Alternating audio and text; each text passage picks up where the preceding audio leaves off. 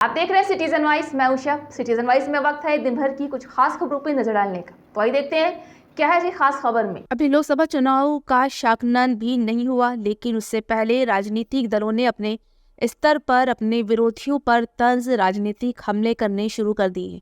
इसी क्रम में आज केंद्रीय गृह मंत्री अमित शाह ने दिल्ली के 41 गांवों में पीएनजी सुविधा एवं विभिन्न विकास कार्यों का उद्घाटन किया। कार्यक्रम पर बोलते हुए उन्होंने दिल्ली के मुख्यमंत्री अरविंद केजरीवाल पर हमला बोला है। आप ऐसा मत मानिए कि कोई नहीं देखता है, ये जनता है जो सब जानती है। आने वाले चुनाव में आपको मालूम पड़ेगा। हमारे मुख्यमंत्री केजरीवाल साहब हैं, उन्होंने जो जो कहा वो कभी नहीं किया। उन्होंने कहा था मैं कभी मुख्यमंत्री नहीं बनूंगा, 3 बार मुख्यमंत्री बने। उन्होंने पूरी चुनाव कांग्रेस के भ्रष्टाचार के खिलाफ लड़े।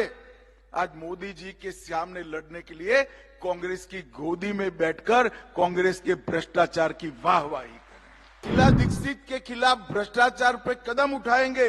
अब तक चुप्पी साधे हुए हैं और शीला जी की भ्रष्टाचारी कांग्रेस पार्टी के साथ आपने गठबंधन कर दिया।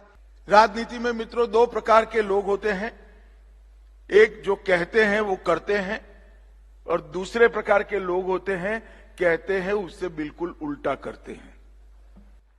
अब दिल्ली में ही दोनों प्रकार के लोग हैं। नरेंद्र मोदी जी है जो कहते हैं वो करते हैं और एक ही टर्म में पूरा कर कर छोड़ते हैं, और दूसरी ओर हमारे मुख्यमंत्री केजरीवाल साहब हैं, उन्होंने जो जो कहा वो कभी नहीं किया। मैं जरा आज उनको याद कराना चाहता हूं। मैं उस वक्त दिल्ली में ही रहता था, अन्ना का आंदोलन चल रहा था। मंच पर से बड़े जोर जोर से कहते थे कि हम कभी राजनीति में नहीं जाएंगे, हमारा भरोसा करिए। यही केजरीवाल कहते थे। और 26 नवंबर 2012 को उन्होंने अपनी राजनीतिक पार्टी बना दी। अन्ना बेचारे वहीं के वहीं बैठे हैं और वो मुख्यमंत्री बन गए। उन्होंने कहा था मैं कभी मुख्यमंत्री नहीं बनूंगा, 3 बार मुख्यमंत्री बने। उन्होंने पूरी चुनाव कांग्रेस के भ्रष्टाचार के खिलाफ लड़े। आज मोदी जी के सामने लड़ने के लिए कांग्रेस की गोदी में बैठकर कांग्रेस के भ्रष्टाचार की वाहवाही करें। हलफनामे में कहा था कि हम वीवीआईपी की सुविधाएं नहीं लेंगे। सरकारी बंगला लिया, सरकारी गाड़ियां ली, सुरक्षा ली।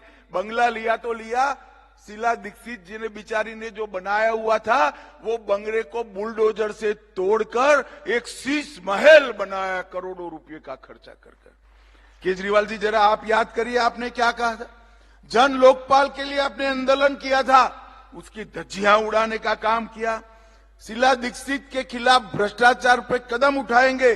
अब तक चुप्पी साधे हुए हैं और शीला जी की भ्रष्टाचारी कांग्रेस पार्टी के साथ आपने गठबंधन कर दिया, और आज दिल्ली में फिर से एक बार आप भ्रष्टाचार की गंगा बहाने का काम किया। मित्रों, इनकी ये जो एनजीओ से मुख्यमंत्री तक की सफर है वो केवल और केवल वादा खिलाफी, झूठ बोलना, बार बार बोलना और सार्वजनिक रूप से झूठ बोलने से भरी हुई सफर है। और उनके भ्रष्टाचार के लिए भी आज कांग्रेस पार्टी के भ्रष्टाचार की हम बात करते हैं।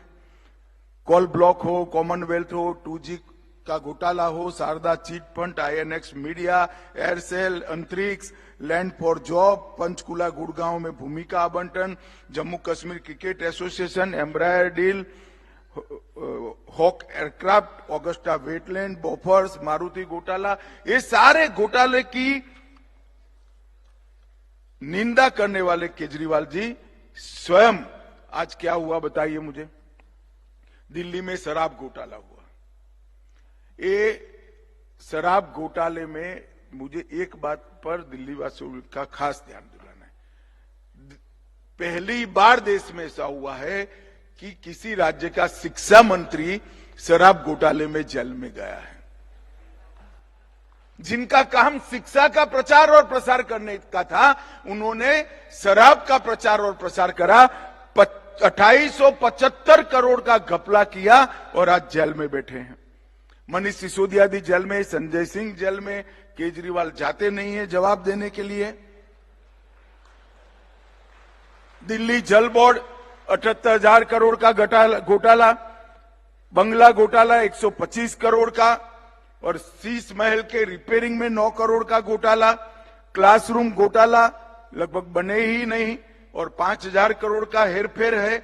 मोहल्ला क्लिनिक के नाम पर घोटाला किया, नकली दवाई के वितरण पर घोटाला किया, लेबोरेटरी के टेस्ट में घोटाला किया, सार्वजनिक वाहनों में लगाने वाले पैनिक बटन में घोटाला किया, बस खरीदी की योजना में घोटाला किया, और ये कहते हैं कि हम कट्टर ईमानदार व्यक्ति हैं।